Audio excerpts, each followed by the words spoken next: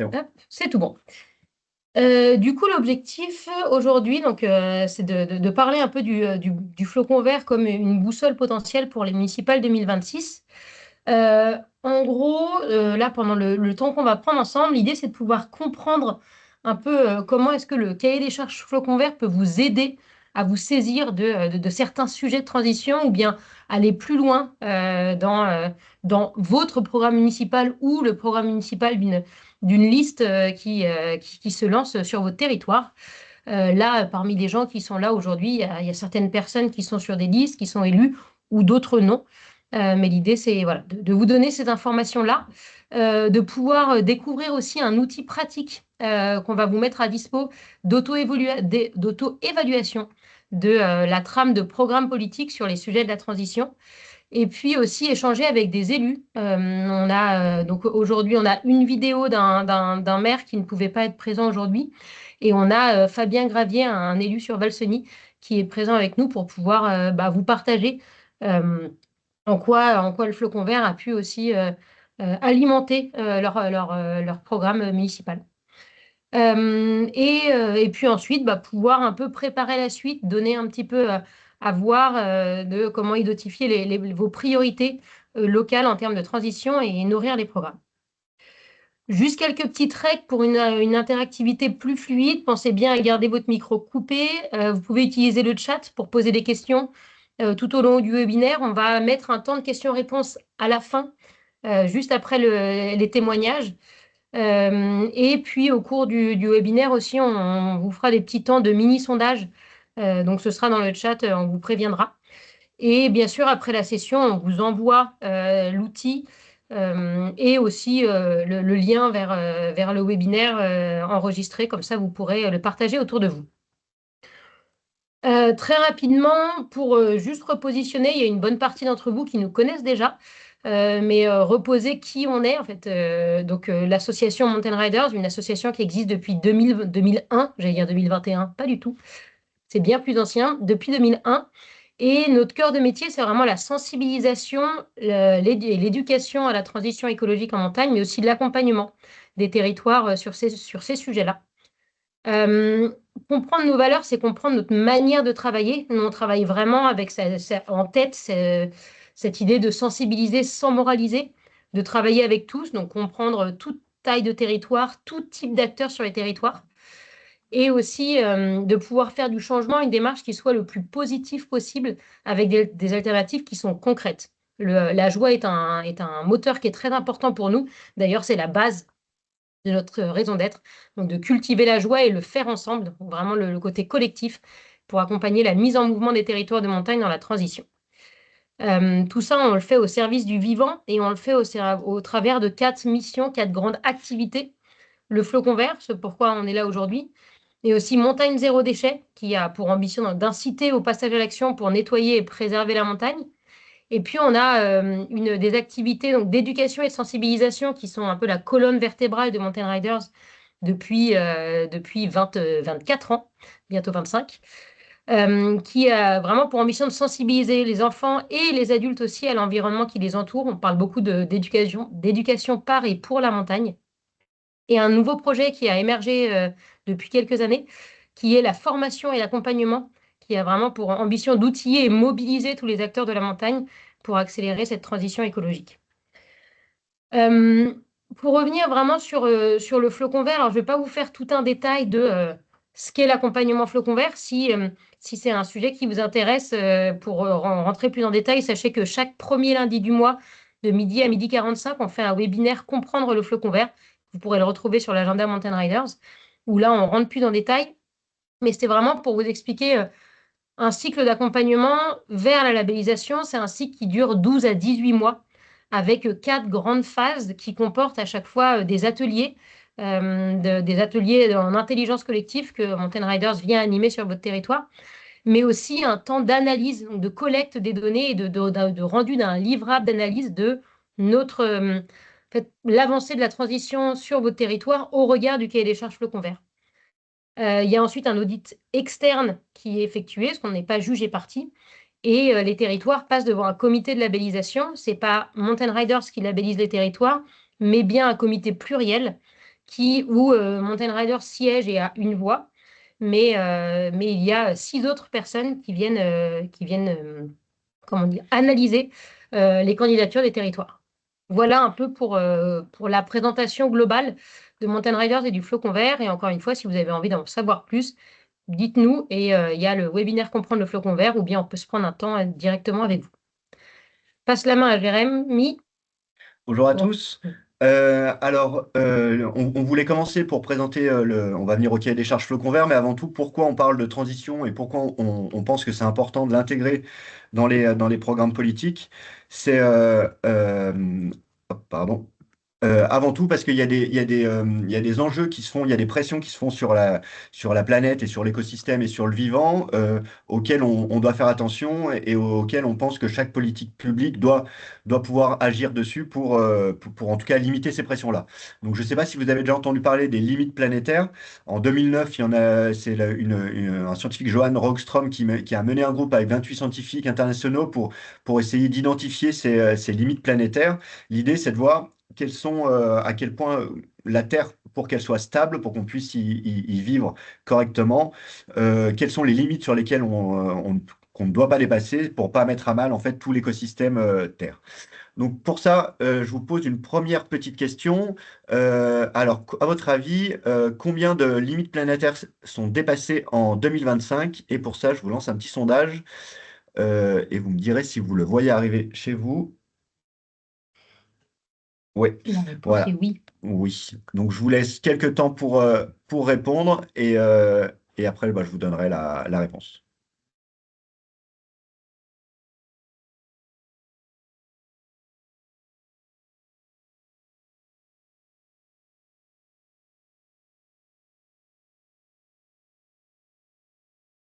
Et ben, pour le moment, ceux qui ont répondu, 4, 7. Bravo. Bah, ceux qui ont répondu, en tout cas, vous avez la bonne réponse. C'est effectivement 7 limites planétaires qui sont dépassées en 2025. Donc là, on les retrouve ici. Au total, il y en a 9. On en a dépassé 7 actuellement. À savoir que là, ces 4 dernières années, on en a déjà dépassé 4 en 4 ans. Donc voilà, c'est plutôt un phénomène, on va dire, qui s'accélère. Pour aller dans le détail de ces limites planétaires, on, on- les scientifiques ont regardé que les limites étaient avant tout bah, le changement climatique. Ici, c'est comment le dérèglement du climat dû à un excès de gaz à effet de serre dans l'atmosphère. L'érosion de la biodiversité aussi, ça c'est une limite, avec la disparition des espèces et la dégradation des écosystèmes. La perturbation des cycles biochimiques, donc là c'est un déséquilibre des nutriments dans le sol lié à l'agriculture et à la pollution du cycle de l'eau. L'introduction de nouvelles entités, donc là c'est plus de la chimie qui va être dispersée après dans les milieux et qui vont y rester. Donc ça c'est les limites, les 4 limites qui sont dépassées. Autres limites qui sont dépassées, mais partiellement. Donc, l'acidification des océans, c'était la dernière en date là, qui est arrivée en 2025, où en gros, les océans absorbent plus de CO2 et deviennent de plus en plus acides. Donc, ça fragilise la vie marine. Le changement d'usage des sols avec l'urbanisation et la pression qu'il y a sur les différents espaces naturels.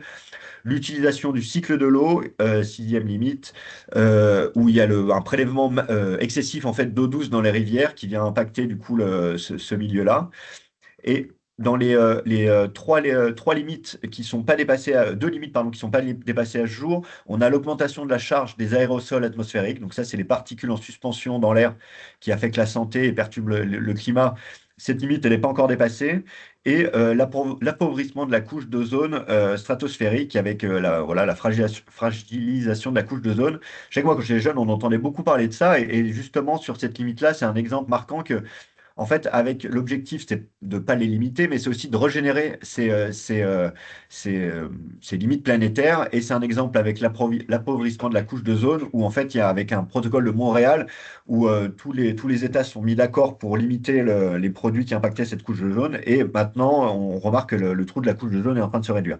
Donc, même si ces limites, ça peut faire un petit peu peur, bah, et finalement, il y a quand même des moyens d'action si on arrive à se mettre autour de la table pour pouvoir les réduire. Donc voilà, justement, je disais que ça faisait un peu peur. Comment sortir de l'inaction quand on voit quand on parle de ces limites-là? Il y a une, pardon, je suis allé un peu vite. Voilà. Il y a l'idée en fait du donut de la montagne. Donc voilà, c'est une théorie qui a été élaborée par une économiste, Kate Raworth. Désolé pour mon anglais qui est catastrophique. Où là, l'idée c'était de se dire avec le donut de la montagne, ok, on a ces limites planétaires. Donc là, vous voyez sur le schéma, c'est le rond vert en fait à la périphérie là de ce donut. C'est toutes les limites sur lesquelles l'être humain, en agissant sur son environnement et en se développant et en déployant ses activités, il ne doit pas dépasser ce plafond environnemental, en gros, il ne doit pas impacter ses limites planétaires. Et vous voyez, tac, un peu plus bas, il y a le plancher social. Là, c'est toutes les thématiques sur lesquelles, en fait, nous, en tant qu'humains, en tant que société, et ben, en fait, et en tant qu'élus, on peut agir en fait sur nos communes, sur nos départements, sur notre territoire, sur le plancher social. C'est en fait tout ce qui est que l'être humain a besoin pour vivre en fait pour bien vivre sur un territoire. Donc là, on va parler d'emploi et de revenus. Ah oui, le Lisa il est pas est pas très visible. Je vous enverrai le lien dans la. L'idée là, c'est d'avoir les grands titres. Vous aurez après le lien pour aller fouiller plus en détail. Ce que j'ai pas dit, que c'est un travail fait par la ville de Grenoble qui a fait essayer de mettre la politique qu'ils mettaient en place avec cette théorie du donut pour voir où ils en étaient. Et il y a le lien dans le PowerPoint. Donc pour revenir, il y a les grandes thématiques, l'emploi et revenu, la mobilité, la santé, l'éducation, la culture, la connectivité, mais aussi l'eau, la gestion de l'eau, la paix, la justice, l'expression politique, les communautés, l'égalité dans la diversité, l'équité sociale, l'énergie, le logement, l'alimentation. Donc déjà là, on sent que c'est des notions, en tout cas, on sent on a plus d'impact en tant qu'acteur du territoire pour agir sur ces domaines-là, justement pour amener un confort et une vie décente aux personnes qui vivent sur nos territoires, tout en limitant en respectant les limites planétaires. Donc ça, c'est vraiment un outil, le Donut. Donc si vous ne le connaissez pas, on vous invite d'aller voir ça. Ça peut en tout cas vous aider dans vos futurs programmes à l'enrichir. Et nous, l'autre outil qu'on vous propose aujourd'hui, du coup, c'est le cahier des charges Flocon Vert, qui est lui aussi un outil pour enrichir votre réflexion stratégique. Effectivement, on va voir en rentrant un peu plus dans le détail dans le cahier des charges peu convert que le plancher social dont a parlé Jérémy se retrouve énormément dans les indicateurs du cahier des charges. Pour reposer un petit peu les grandes familles, les grandes thématiques de ce cahier des charges, le flocon vert, c'est pas un label qui est environnemental. Il y a effectivement une notion environnementale avec la thématique de la gestion des ressources, mais on va aussi venir agir et regarder ce qui se passe au niveau de l'économie durable, au niveau de la gouvernance et de la résilience du territoire, c'est-à-dire est-ce que le territoire a une stratégie d'avenir qui est partagée pour pouvoir aussi avancer sur ces différentes thématiques du label. Et aussi tout ce qui est dynamique sociale et culturelle, on va plus venir regarder l'attractivité du territoire, sa vie à l'année, en fait, sortir du prisme uniquement touristique. Derrière ces quatre grandes familles, on a 20 critères. Donc ces 20 critères, il faut se dire que là, le cahier des charges aujourd'hui, c'est le cahier des charges de l'année 2022. Donc il est mis à jour tous les 5 ans. Donc on est actuellement en train de travailler au cahier des charges 2027 parce que les enjeux évoluent. Donc du coup, les critères évoluent avec. Et donc, derrière ces thématiques, vous avez, comme on voit au regard de ce que vous a présenté Jérémy sur le donut, on voit la mobilité durable, on voit l'emploi, on voit la biodiversité, on voit l'énergie, énormément de sujets convergents. Et au regard de ça, on voulait vous demander, en regardant, prenez une minute pour lire l'ensemble de ces critères. Et pour vous, sur votre territoire, quelles sont les trois priorités sur lesquelles vous êtes à l'aise? C'est-à-dire que le territoire est plutôt bien avancé. Il y a des projets qui existent, ça fonctionne. C'est un peu les gros points forts de votre territoire parmi ces 20 critères. On vous laisse voter dans le chat.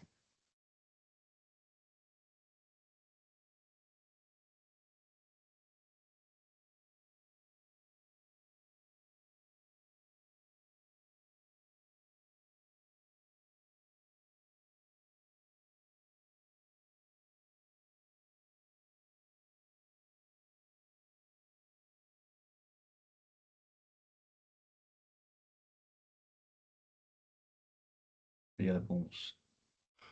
Non, pas pour le moment. Alors, je vois biodiversité, eau, sensibilisation, offre culturelle, suivi stratégique et économique, diversification. Biodiversité avance en tête. Offre culturelle. Mobilité durable.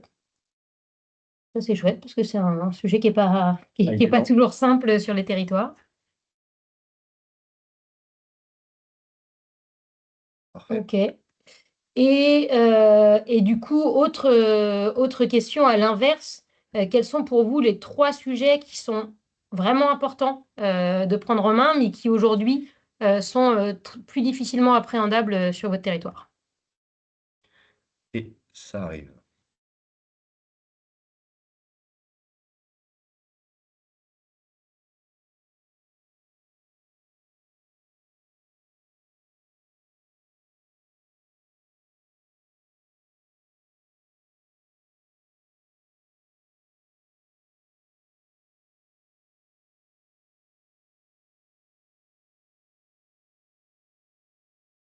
Je vote à la place de Anne-Sophie.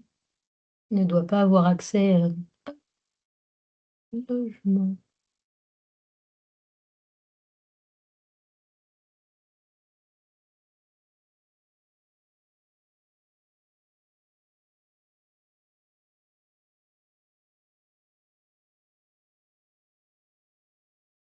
Je donne encore une minute pour voter. Et si le sondage marche pas pour vous, on s'en excuse. C'est voilà, on teste un peu, on teste aussi des choses à Mountain Riders pour voir ces sondages-là. Alors, on voit effectivement que la mobilité durable ressort en premier dans les difficultés, avec aussi un peu d'aménagement et ménagement, participation citoyenne, résilience du territoire, diversification, achat responsable. C'est un sujet qui est assez nouvellement pris en main par les territoires. Économie locale, suivi et stratégie économique. OK, top. Eh ben, merci pour vos retours. Euh, Du coup, alors, je vais pas aller détailler tout ça, vous sera envoyé. L'idée, c'était de vous montrer, donc derrière ces 20 critères, il y a 68 indicateurs ou sous-critères plutôt, que l'on vient regarder dans le cadre du flocon vert. Et donc, l'ensemble de ces données sont accessibles en ligne sur notre site internet et puis vous pourrez la voir aussi sur le support. Pour pouvoir aller plus loin et affiner, on a aussi déployé depuis 2 ans des indicateurs de durabilité dans l'objectif de piloter sa transition avec davantage de données chiffrées et de sortir des indicateurs uniquement économiques. C'est un projet qui est au service du flocon vert, donc qui est aujourd'hui réservé aux territoires qui sont engagés dans la démarche et qui a un triple objectif, de pouvoir faciliter la communication sur le pilotage et l'avancée de la transition du territoire, mais aussi fédérer autour de données chiffrées et qui sont objectives, et de pouvoir aider le territoire au pilotage de sa transition, tout simplement. Et quand on travaille donc avec un territoire sur l'accompagnement flocon vert et les indicateurs de durabilité, ils sont donc inclus dans le livrable de l'analyse du flocon vert, que nous, on appelle l'analyse durable. Et en fait, on voit là, par exemple, j'ai mis 2 exemples de diversification et sol. Les indicateurs sont ajoutés dedans. Donc ça, c'est un projet qu'on a travaillé avec G2A et qu'on travaille toujours avec G2A. Et si vous voulez plus de détails, un webinaire d'1 heure et demie a été effectué pour vraiment rentrer dans le détail de ces indicateurs.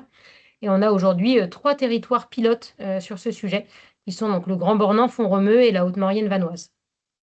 Vous aurez aussi tout le détail donc des différents indicateurs que nous, on met derrière, euh, comment dire, derrière nos sous-critères flocons verts, qui pourront du coup vous inspirer aussi pour votre programme politique ou les programmes politiques de la liste de votre territoire. Ce qu'on voit, c'est que en reprenant le donut de la montagne et en mettant en parallèle le cahier des charges flocon vert, on voit que les indicateurs du cahier des charges flocon vert répondent énormément à l'ensemble de ce plancher social, comme je vous le disais tout à l'heure, et aussi certains sujets qui peuvent être pris en main au niveau d'un territoire, qui correspondent au plafond environnemental. Donc là, on va rentrer plus en détail dans les questions à vous poser justement sur ce cahier des charges. Exactement. Donc, vous l'avez compris, en fait, la démarche Flocon Vert, en fait, nous, on accompagne les territoires pour justement les aider à mettre de la transition dans l'ensemble de leurs travaux, de leurs actions. Mais on pense que le cahier des charges, la lecture du cahier des charges permet aussi de se questionner même sans être rentré forcément encore dans la démarche. Par exemple, rien qu'en nous, donc voilà un peu des questions qu'on aimerait vous poser et que on aimerait que vous posiez à l'élaboration d'un programme politique, c'est de se dire, donc prenant la grande famille gouvernance et résilience de notre cahier des charges, sur le critère stratégie, par exemple, la question c'est est-ce que, donc je parle comme si j'étais en train de construire un programme, avons-nous une stratégie de durabilité, en fait, vision à 10 ans, coélaborée avec les acteurs locaux? Sur la participation, quel dispositif d'information, de consultation et de participation on prévoit? Sur l'aménagement et le ménagement, est-ce que notre programme il privilégie la réhabilitation et la densification? Est-ce qu'il prend en compte les trames écologiques? La mobilité durable, quelles solutions pour les déplacements sur le territoire, avec des navettes, le maillage, les horaires, et pour les mobilités actives, est-ce qu'il y a des pistes, du stationnement, des vélos, un cheminement piéton? Sur la résilience, pareil, est-ce qu'on a réalisé un travail prospectif d'adaptation avec des scénarios, des opportunités, et comment on oriente nos choix d'aménagement? Voilà, on pense que c'est en se posant ces questions-là, donc après c'est normal de ne pas avoir la réponse à tout et de pas prendre tout en compte forcément et à des degrés divers, mais on pense que c'est pour en tout cas la transition essentielle de se les poser.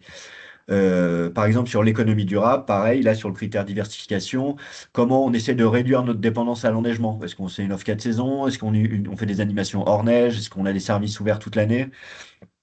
Sur le suivi et stratégie économique, quels indicateurs économiques on dispose et lesquels on publie pour voir les recettes, les dépenses, l'emploi, les investissements pour aider au pilotage en sorte. Sur l'emploi, comment on accueille les saisonniers avec le logement, les questions de logement, de santé, d'intégration. Est-ce qu'il y a un fort turnover et comment on essaye de pérenniser l'emploi à l'année. Sur l'économie locale, comment on soutient les entreprises locales, la filière bois, l'agriculture. Sur les achats responsables, est-ce qu'on a une politique d'achat avec des optiques chiffrées, des clauses sociales environnementales? Euh, voilà, sur la thématique dynamique sociale et culturelle, cette fois, on vous encourage à interroger sur la vie locale. Quels équipements, quels services sociaux et de santé sont ouverts à l'année sur votre territoire? En termes de sensibilisation, est-ce qu'on a une feuille de route éducation et sur les éco-gestes sur le territoire? Sur le tourisme accessible aussi, est-ce qu'on a un recensement des établissements? Est-ce qu'on a un référent loisirs adapté sur ces sujets-là? Sur la famille, quel service à l'année pour les familles et comment on identifie les besoins des parents sur notre commune. L'offre culturelle également, comment on valorise la culture vivante tout au long de l'année, que ce soit de la musique, des contes, mais aussi la gastronomie, le savoir-faire. Voilà. Et enfin, sur notre dernière grande famille du cahier des charges, la gestion des ressources, sur les sols par exemple, bah, voilà, quelle est notre trajectoire locale vers la zéro artificialisation nette? Sur l'énergie, est-ce qu'on a un plan de rénovation des bâtiments publics-privés? Est-ce qu'on a une politique sur l'éclairage public? Sur la biodiversité, comment on valorise la biodiversité et comment on la protège en même temps? Sur l'eau, est-ce qu'on communique assez sur les éco-gestes à avoir et comment on réduit notre vulnérabilité à l'approvisionnement en eau? Et enfin, sur les déchets, est-ce qu'on a un diagnostic complet sur le territoire? Est-ce qu'on a des objectifs de réduction à la source? Voilà. Toutes ces questions-là, on pense que c'est important de se les poser et en tout cas, ça permet de se dire, bon, bah, là-dessus, on est bon, on n'est pas bon. On a besoin d'y travailler, on a besoin de faire appel aux habitants, peut-être pour en discuter. Voilà. Donc pour ça, donc là, je vous ai posé un peu les questions un peu en mode brut de décoffrage, mais on a construit un petit outil Excel donc, qui est vraiment facile d'utilisation et assez basique.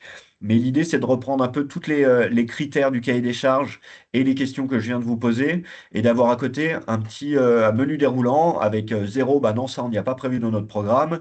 Un, effectivement, on y a partiellement prévu, mais c'est en réflexion, mais on ne sait pas par où encore prendre la chose. Et deux, on l'a totalement prévu et c'est structuré et c'est vraiment une ambition forte de notre programme. Avec ce petit outil, du coup, ça va vous donner en fait une note globale sur chacun des grandes familles du cahier des charges, ainsi qu'une note globale sur l'ensemble des critères du cahier des charges Flocon Vert. Et à la fin, ça peut vous dire voilà, si c'est vraiment au niveau des critères un impensé peu formalisé, si c'est quelque chose en construction ou si ou à l'inverse quelque chose de vraiment structuré où la démarche est cohérente et solide.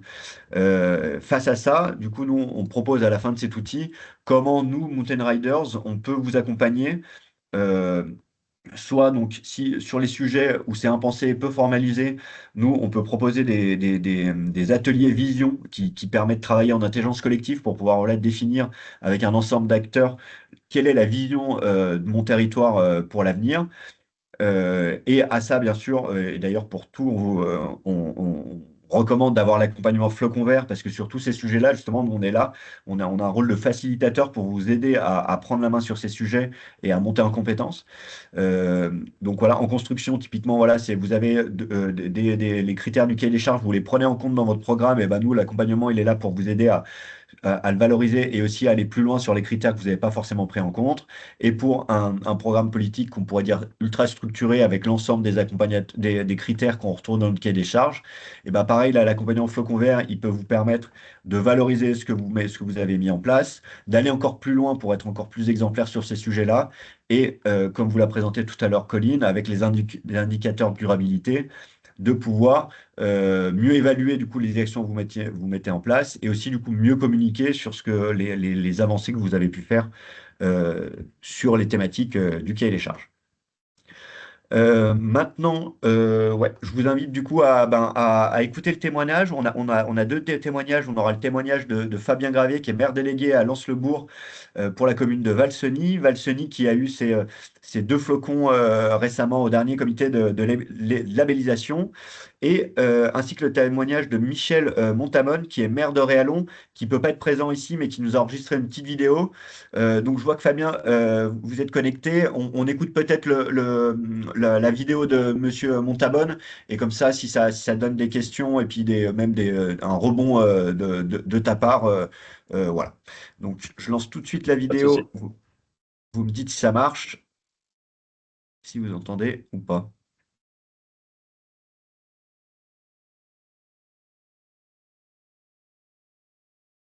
J'ai pas l'impression que ça marche. Ah là là là là.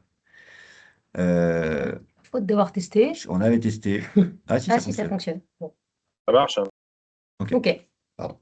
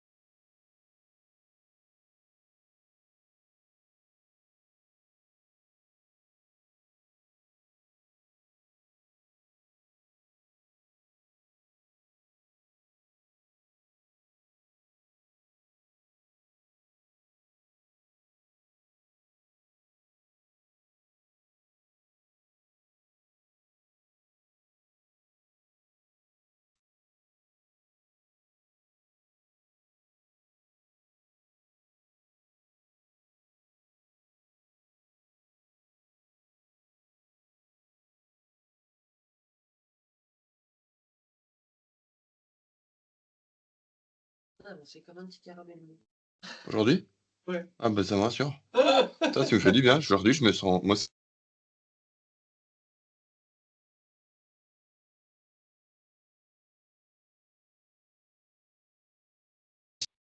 Enfin, pardon, j'ai peut-être coupé un peu tôt, non? J'ai cru que ça avait fini, on n'entend pas, mais excusez-moi. Pardon, je ne sais pas comment relancer. Pardon, on va accueillir du coup, désolé pour le petit loupé de fin, je pensais que c'était fini. De toute façon, on pourra retrouver la vidéo pour écouter la fin, mais en gros, en substance, c'était un résumé de ce qu'il avait dit avant, pardon. Fabien Gravier, du coup, maire délégué de Lens-le-Bourg, commune de Valseny. Merci d'avoir répondu à l'appel pour venir témoigner en quoi l'accompagnement Flocon Vert et le cahier des charges à travers l'accompagnement a pu vous aider. Tu m'entends bien, c'est tout bon? Oui, oui, pas de souci, Ouais, ouais, pas de parfait. souci. Voilà, on va te donner la parole. On aurait aimé savoir justement un peu les mêmes questions qui avaient été données à Monsieur Montabonne.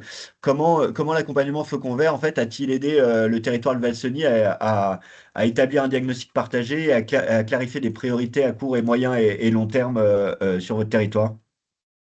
Ouais, merci Jérémy. Alors moi je l'ai porté pas en tant que maire délégué, en tant qu'adjoint au développement durable sur la commune de Valseny. Et le gros intérêt qu'on a eu, et c'était ce qui nous avait été dit quand même en 2021 lors de la première labellisation, c'est qu'on a pu travailler ensemble. Et ça, on avait l'impression qu'on travaillait ensemble. On est une station de ski qui est avec trois grosses entités comme beaucoup de stations, c'est-à-dire la commune que je représente, le domaine skiable qui est une SEM, hein, donc moi je suis administrateur bien évidemment, donc on a quand même du lien avec le gestionnaire, quelque part c'est nous, hein, vu que c'est une SEM, et puis l'office du tourisme, alors c'est un peu compliqué parce que c'est un office intercommunal, donc il y a quand même des interlocuteurs qui sont que sur Valseny, mais il y en a d'autres qui sont sur les autres stations de Haute-Moyenne danoise.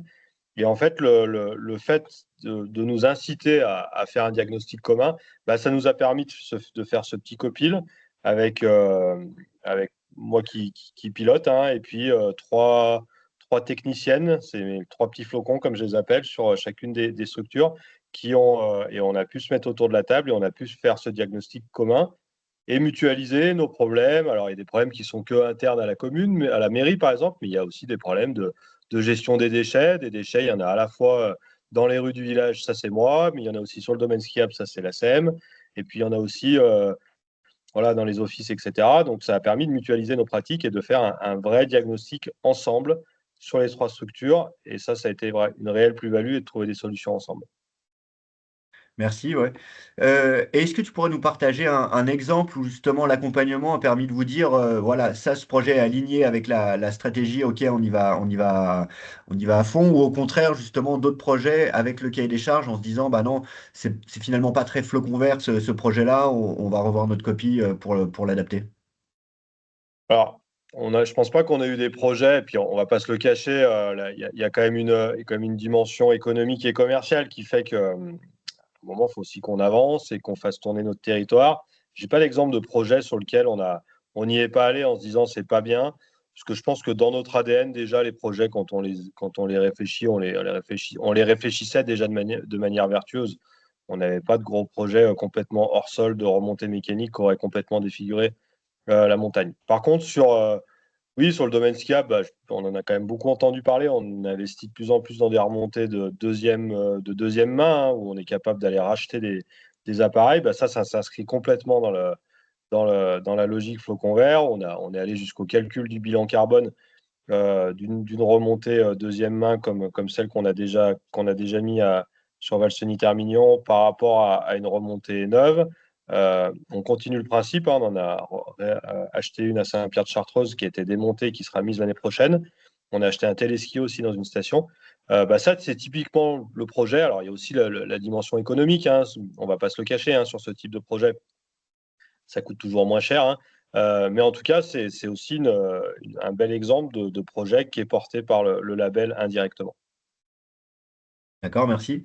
En quoi, du coup, cet accompagnement flocon vert, il a permis par contre de mettre le doigt sur des sujets peut-être qui étaient moins visibles dans votre stratégie et de vous dire, bah là-dessus, on l'a un peu oublié, effectivement, il va falloir qu'on travaille dessus. Moi, j'ai noté deux choses. On en avait parlé lors du dernier diagnostic qu'on a fait qui nous a amené vers cette labellisation de flocons. Le premier, c'est la charte sur les achats durables et responsables. On avait l'impression, alors, je pense qu'on fait déjà des achats durables et responsables sans forcément le formaliser dans une charte. Mais le fait de le formaliser dans une charte, eh ben, ça permet d'être plus vigilant. Ça permet d'avoir à peu près les mêmes pratiques. Ça va nous permettre aussi peut-être de mutualiser certains achats entre les trois entités dont j'ai parlé. Ça, c'est un travail de l'ombre. Quelque part, le grand public, il n'en sait rien, il ne le verra pas. Enfin, c'est pas comme un télésiège, c'est pas comme une microcentrale hydraulique, on est en train d'en faire une, ou des panneaux solaires dont parlait mon collègue tout à l'heure. C'est des petits travaux de l'ombre, mais quelque part qui s'inscrivent complètement dans la démarche et qui font partie de l'action publique. La deuxième, c'est l'accueil des personnes en situation de handicap. C'est un point qui est ressorti dans notre analyse durable où on n'était pas bon. Moi, je pensais qu'on était bon, mais en fait, on n'est pas bon. On est beaucoup sur le déclaratif, c'est-à-dire qu'on demande à nos sociopros de dire s'ils sont en capacité d'accueillir des personnes à mobilité réduite, mais en fait, on sait très bien que le déclaratif, ça vaut absolument rien. Et donc, on s'est dit qu'on allait vraiment faire un vrai travail pour proposer euh, peut-être moins, certainement moins d'activités, moins d'hébergements, moins de restaurants, mais de cibler des gens qui s'engagent avec des contrôles à avoir un vrai accueil de PMR. Bah ça, typiquement, c'est l'analyse durable qu'on a fait cette année, courant 2025, qui nous a sorti ces points-là. Super. Et t'en as peut-être parlé un peu au début, mais voilà comment l'accompagnement Flocon Vert, justement, il a contribué à faciliter le dialogue entre élus, services techniques, acteurs locaux et peut-être aussi un peu habitants. C'est vrai que tu en as parlé au début au sein des structures, mais est-ce que le Flocon, il a permis d'élargir un peu le dialogue à d'autres acteurs? Alors ça, c'est compliqué, acteurs locaux et habitants. On n'est pas une équipe municipale qui est très orientée vers participation citoyenne, etc. On fait des réunions publiques où on présente, on prend les avis, bien évidemment, mais on est plus là pour présenter notre travail, mais on ne demande pas l'avis de la population en permanence. Par contre, on s'est un peu cherché là-dessus, hein. On a fait des réunions avec plus ou moins de monde. Moi, j'étais aussi surpris, hein, les gens étaient venus, mais quelque part, qu'est-ce qu'on en sortait? Plein d'idées, mais l'accompagnement Mountain Rider, c'était de dire, après, il faut faire des petits groupes de travail avec des habitants qui seraient prêts à porter des projets. Ça a fait flop, hein, ça n'a pas marché. Chacun est parti avec du travail, mais on s'est rendu compte qu'il ne s'était rien passé. Nous, aujourd'hui, on cible des réunions spécifiques. On fait quasiment plus venir les gens pour parler de développement durable à Valseny ou Flocon Vert sur des réunions qui sont dédiées à ça. Mais jeudi soir, on a notre réunion de lancement de saison avec tous les sociopros pour expliquer ce qui va se passer cet hiver, etc. et faire le point. Et ben là, on va faire un point Flocon Vert. Ça, on le fait 2 fois par an, parce qu'on a 2 réunions de lancement, une été et une été et une hiver.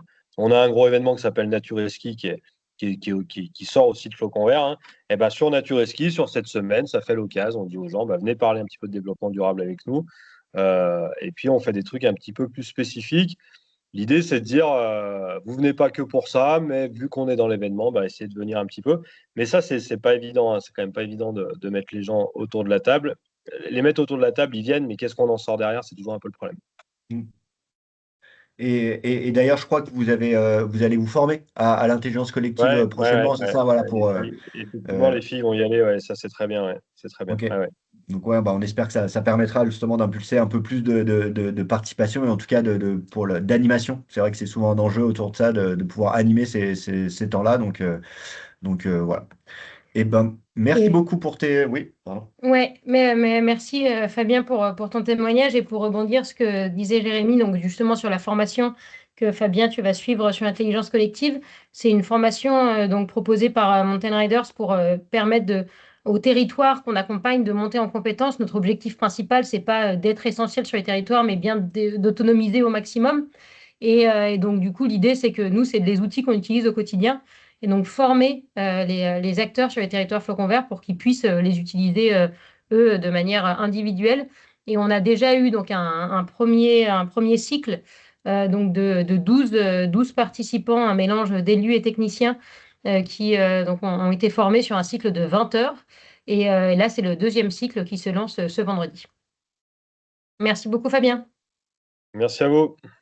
Est-ce que on peut passer peut-être autant de, de, Ouais. de- de questions. Donc, dans le chat, je vous invite à ouvrir votre micro si vous voulez poser une question et peut-être ouvrir votre caméra. Vous pouvez lever la main aussi si vous le souhaitez, je vous donne la parole. Et si ce n'est pas possible pour vous, vous pouvez également mettre une question dans le chat et on en sera le relais. Ouais, l'idée, c'est de se donner 10 minutes, 10 bonnes minutes pour pouvoir questionner, que ce soit nous ou que ce soit Fabien qui est là aussi pour répondre à vos questions.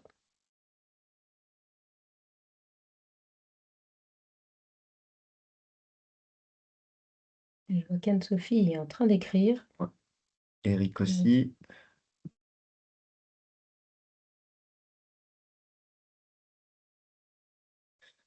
Alors, une première question d'Anne-Sophie comment garder une continuité sur les indicateurs quand le cahier des charges évolue tous les 5 ans et donc comment voir l'évolution? Alors, effectivement, là-dessus, alors le cahier des charges évolue, mais sur ces enjeux, les quatre grandes thématiques ne bougent pas. Les 20 critères qui sont en dessous, peuvent parfois évoluer. Là, je pense notamment, par exemple, à la mobilité, qui était avant un sous-critère et qui, en fait, a pris énormément d'importance, donc qui est devenu un critère à part entière. Mais il y a une continuité, tout ne change pas du tout au tout. C'est vraiment les ambitions et les enjeux, et donc ça permet de suivre quand même son évolution. Là, entre le cahier des charges 2017 et 2022, il y a eu plus de bouleversements et d'évolutions, et donc on arrive aujourd'hui quand même à les mettre en parallèle, mais le suivi est un peu moins simple, et c'est aussi des choses qu'on a appris et qui sont réfléchis là dans l'évolution du cahier des charges 2027 par rapport au cahier des charges 2022. Donc ce sujet est bien dans notre giron quand on met à jour le cahier des charges. J'espère avoir répondu à la question, et sinon, n'hésitez pas à demander une précision. Deuxième question de la part d'Eric. Comment la démarche Flocon Vert intègre-t-elle la problématique du logement des travailleurs permanents, indicateur action locale? Alors, sur le logement des travailleurs permanents, c'est un critère que dans le cahier des charges, on va aller interroger. On va aller interroger à la fois quand on va questionner en fait les structures porteuses de la démarche, que ce soit l'office du tourisme, les remontées mécaniques, la mairie. C'est une question de dire, voilà, quelle facilité vous pouvez donner à vos employés permanents pour se loger sur le territoire. C'est aussi quelque chose qu'on va aller interroger sur le critère aménagement et ménagement dans en termes d'aménagement du territoire et d'urbanisme, quoi. Et voilà, quels sont les moyens mis en œuvre pour permettre un accès au logement aux travailleurs permanents pour la vie à l'année. Euh, voilà, c'est aussi ce qu'on va regarder dans les grands projets, souvent, sur un grand projet de lit touristique. Par exemple, est-ce qu'il y a une part qui est quand même dédiée soit au logement saisonnier, soit à une partie pour des logements permanents? En tout cas, on sait que c'est un des grands enjeux des territoires, ça, de savoir voilà, comment se loger dans ces territoires touristiques. Et du coup, voilà, c'est une notion qui arrive à peu près à différents moments du cahier des charges. Il y a aussi une notion sur comment on rénove finalement les logements et pour pouvoir, euh, pour pouvoir justement les rendre habitables à la vie à l'année. Voilà, donc on regarde à la fois dans plein de critères du cahier des charges, on va regarder ce côté-là.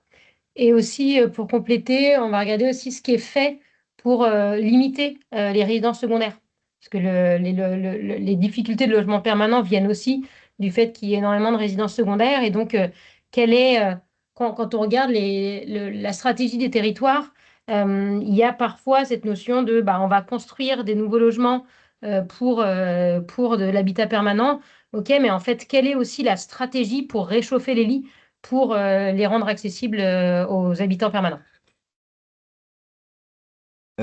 Deuxième question de la part d'Anne-Sophie. Comment réglez-vous les questions des compétences ville interco? Le flocon vert est à l'échelle de la commune uniquement, mais sur des compétences de l'interco, existe-t-il un flocon vert pour l'interco? Donc à ce jour, on n'a pas de flot.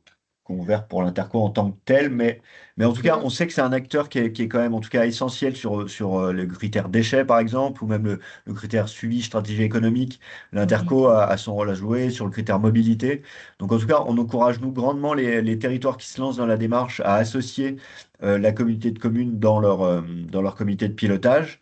Et en tout cas, nous, c'est des personnes qu'on va rencontrer lors de la collecte de données pour voilà, savoir ce qui est mis en place à l'échelle de l'Interco.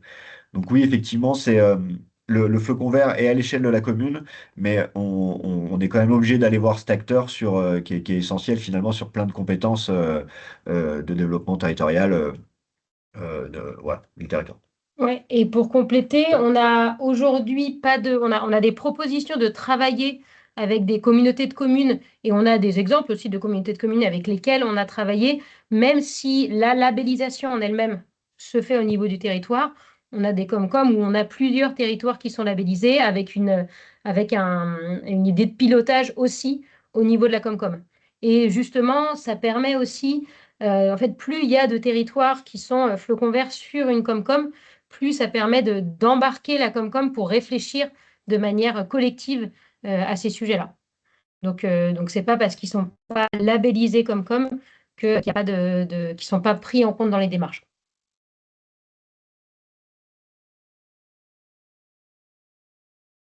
Est-ce qu'il y a d'autres questions qui émergent? Et Fabien, si jamais tu veux intervenir, toi, sur les questions qui ont été posées aussi, n'hésite pas. Voilà, oui, j'allais dire à peu près la même chose. Nous, la question, elle s'est quand même posée hein, sur la Comcom Haute-Maurienne vanoise, avec cet office qui est intercommunal, et puis un certain nombre de compétences. On a cité effectivement les déchets. Nous, à Valseny, on n'a vraiment pas voulu perdre la main et je me suis opposé à ce qu'on aille voir plus loin sur la Comcom. Mais par contre, effectivement, ils sont partie prenante de la démarche. Ils répondent aux questions quand on en a. Et puis, on essaye de les pousser, de pousser la Comcom vers l'avant. Mais on a vraiment souhaité garder le fait que le flocon vert, c'est Valseny.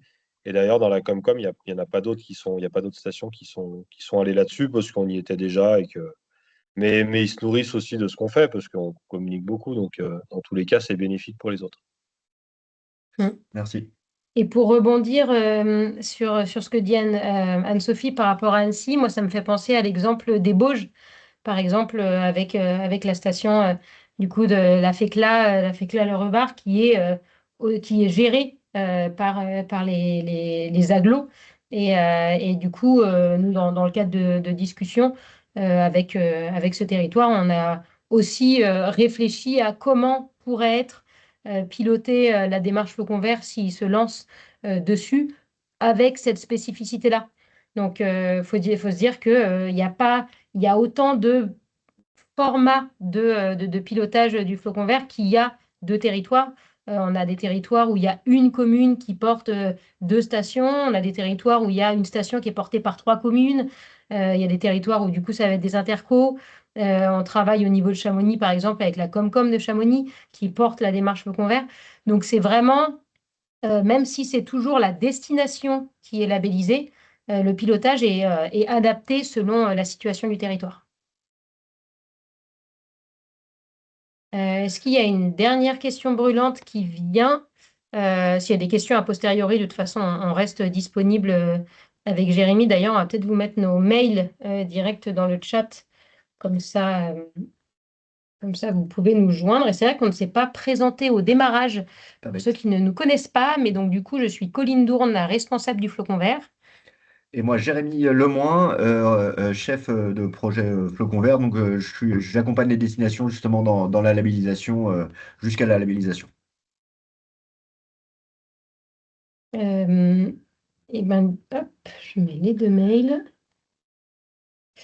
Et du coup, s'il n'y a pas d'autres questions, on voulait, pour pouvoir clôturer ce webinaire, on voulait ouvrir. Hop, je vais regarder de mon côté parce que c'est un peu petit sur le. On voulait ouvrir à certaines propositions un petit peu concrètes pour, voilà, si vous êtes aujourd'hui sur un programme municipal ou si vous voulez proposer aux listes qui sont sur votre territoire, quel type de propositions pourraient être faites. Et donc, on a pris un peu 8 grandes thématiques, comme par exemple partager un diagnostic environnemental et socio-économique des actions qui sont réalisées avec les services et les parties prenantes de la collectivité, ou bien aussi informer et sensibiliser les concitoyens sur les enjeux du territoire, que ce soit l'eau, les risques naturels, la biodiversité, en organisant des cycles de conférences-débats, ou bien en construisant un programme culturel qui est articulé autour des thématiques territoriales.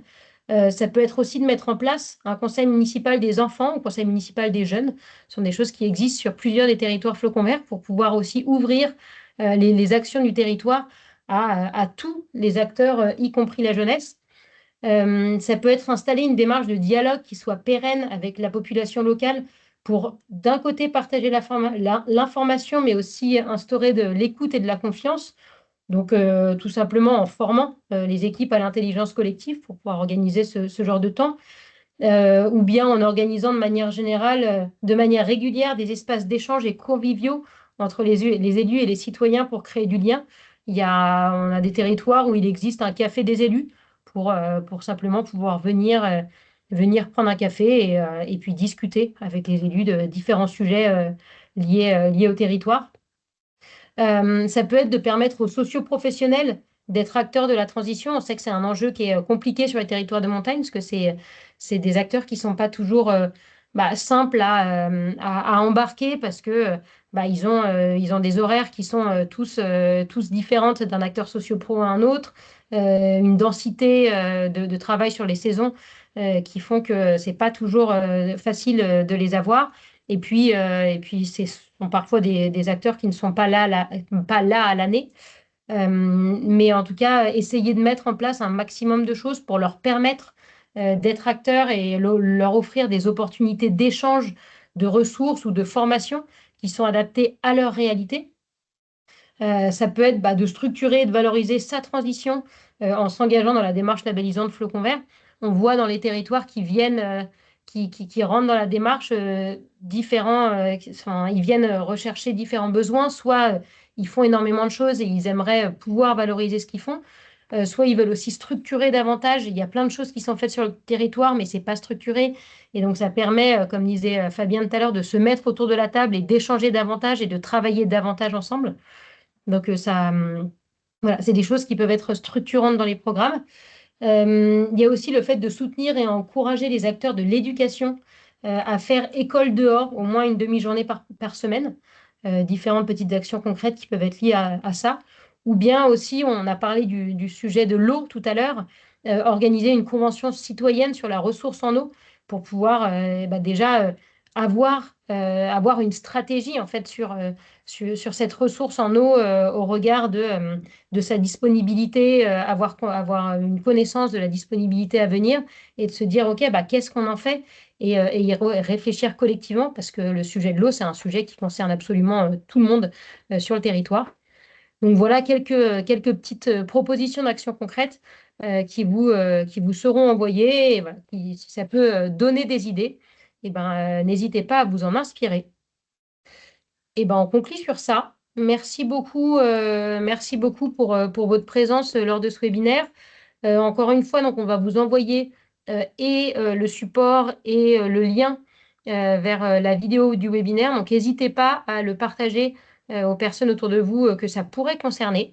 Et si vous avez des questions, on est disponible avec Jérémy. Et si vous voulez creuser davantage, si vous ne connaissez pas encore tous les détails du flocon vert et que vous voulez creuser davantage, rendez-vous le premier lundi du mois de janvier de midi à midi 45 pour le webinaire Comprendre le flocon vert qui permet vraiment un temps d'échange plus précis dessus. Merci beaucoup à tous et toutes. Merci à tous. Bon appétit. Merci Fabien aussi pour ta participation. Ouais, merci Fabien et merci à Michel qui ne pouvait pas être là mais qui nous a fait la petite vidéo.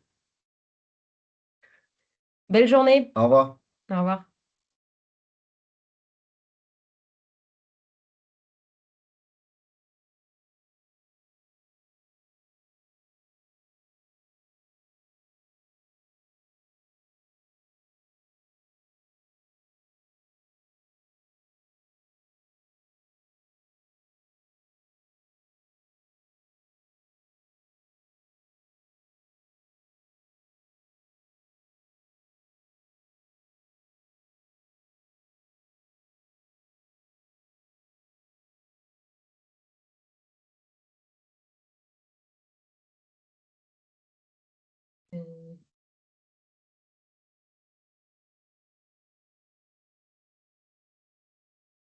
Arrêtez.